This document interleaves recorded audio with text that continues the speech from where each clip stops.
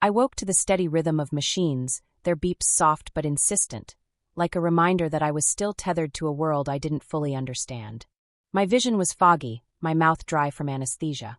The room smelled faintly of antiseptic and metal. Sterile, still, too quiet for a hospital that should have been alive with movement. I blinked, trying to steady my breath, and that's when I noticed a shadow standing near the foot of my bed. At first, I thought it was a nurse checking on me after surgery. But as my eyes adjusted, I saw a young man in a doctor's coat, his posture tense, his eyes flicking repeatedly toward the hallway. He looked far too frightened to be on a routine round. "I'm Dr. Leon," he said softly, barely meeting my gaze. His voice trembled as though simply speaking carried risk.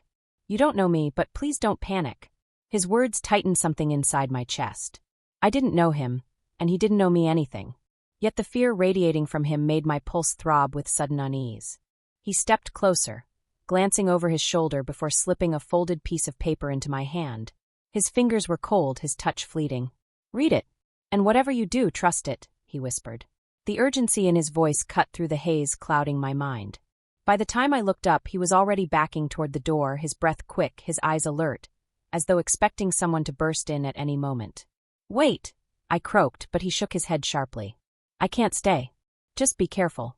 He left without another word, the door clicking shut behind him with a softness that felt deliberate. For a moment, I stared at the note, the paper warm from my hand, yet heavy with implication. My mind raced to the moments before the surgery. Signing forms, meeting Dr. Hayes, the confident, well-loved surgeon who had assured me I'd be back on my feet in no time. Everything had seemed ordinary, almost reassuring. But now, nothing felt ordinary anymore.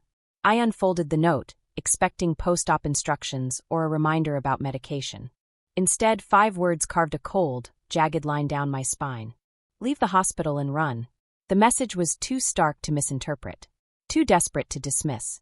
My throat tightened as questions pressed in from every side. Why me? What had Dr. Leon seen? What threat could possibly be hiding in a place meant to heal? A distant sound echoed from the hallway, a sharp clang, followed by hurried footsteps. Not the calm stride of a nurse. Not the measured pace of a doctor. Something was happening beyond my room, something I wasn't meant to understand. I folded the note and gripped it tightly, the truth settling in my bones with chilling clarity. Whatever danger lived within these walls had already found me. And if I wanted answers, or survival, I'd have to move before it closed in. The hallway beyond my door was dim, its fluorescent lights humming with an uneven buzz that reminded me of old street lamps struggling to stay alive.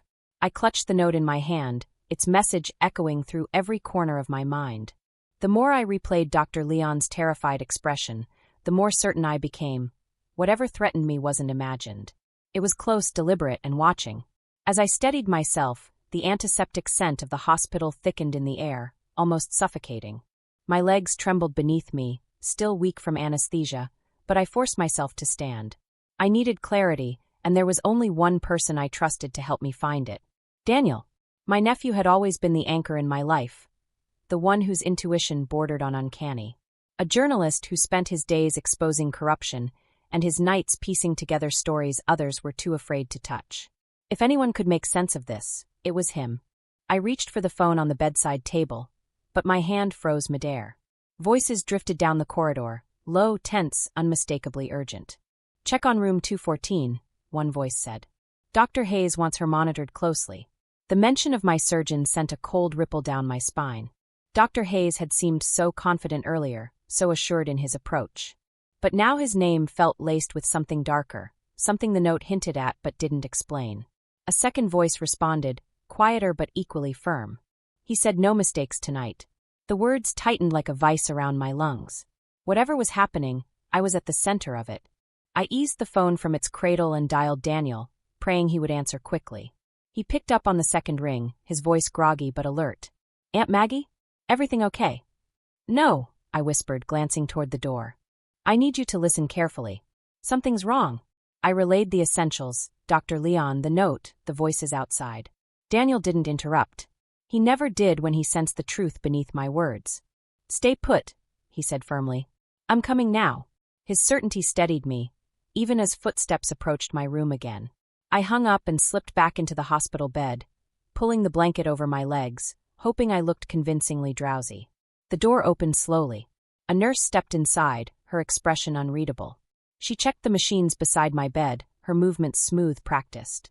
But her eyes kept drifting toward the four-pole, as if she was searching for something that wasn't there. "Everything all right?" I asked, forcing casualness into my voice. She smiled tightly. "Just routine checks."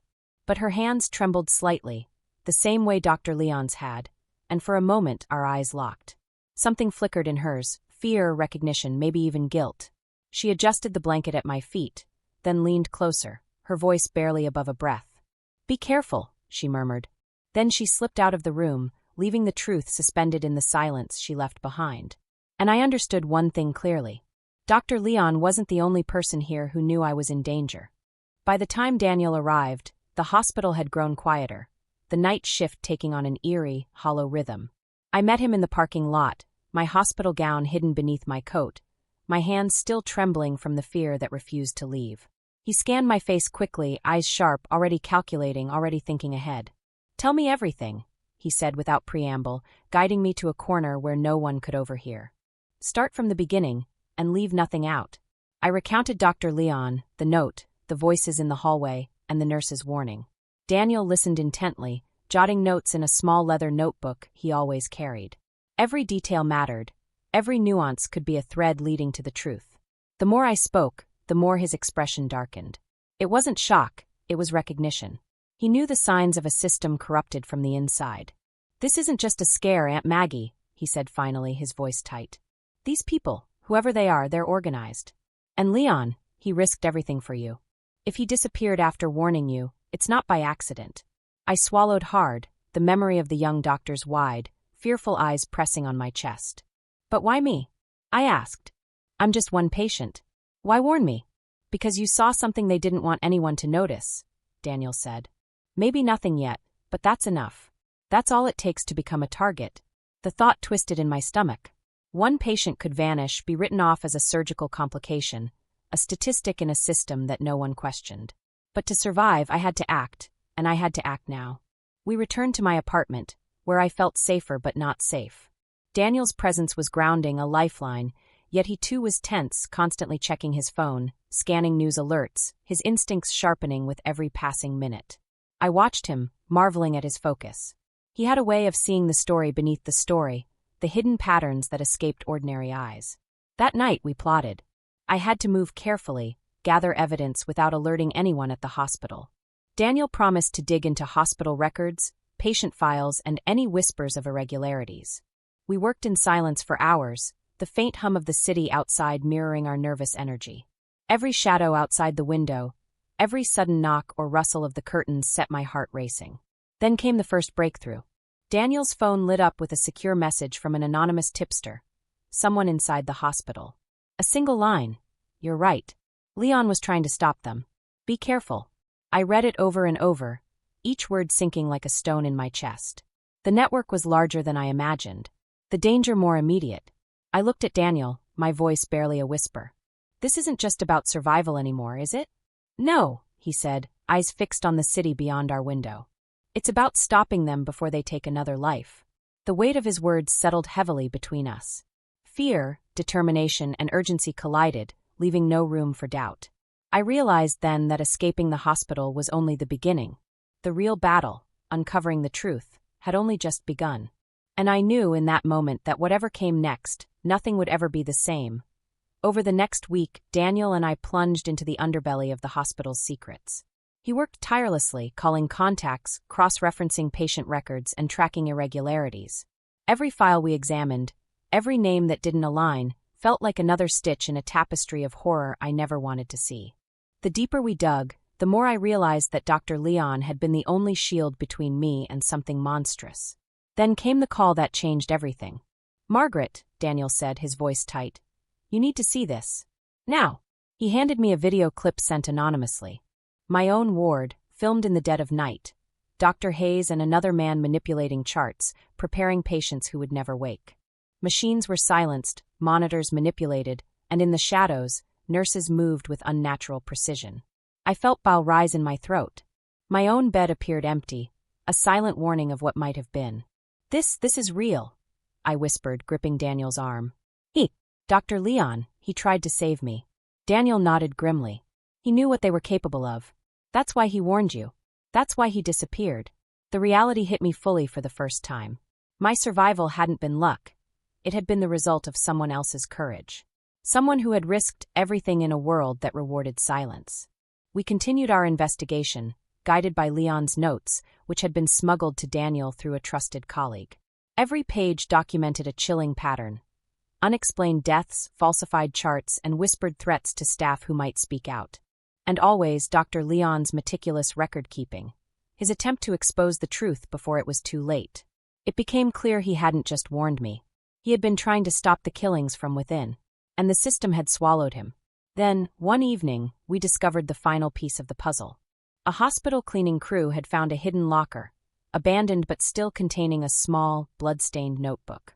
Inside were patient names, detailed procedures, and personal warnings.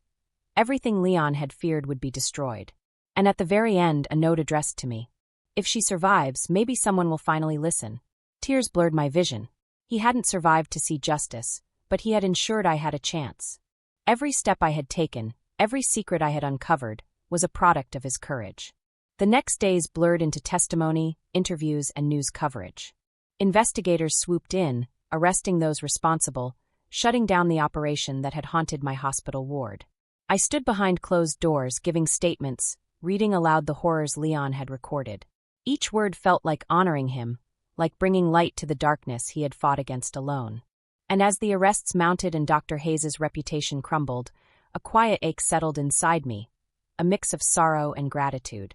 Dr. Leon had given everything to protect me, and I could only hope that the lives we saved would be a small part of repaying that sacrifice.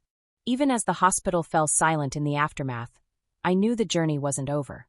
The shadow of fear had lifted, but the memory of what could have happened lingered, a permanent reminder of courage in the face of unimaginable danger.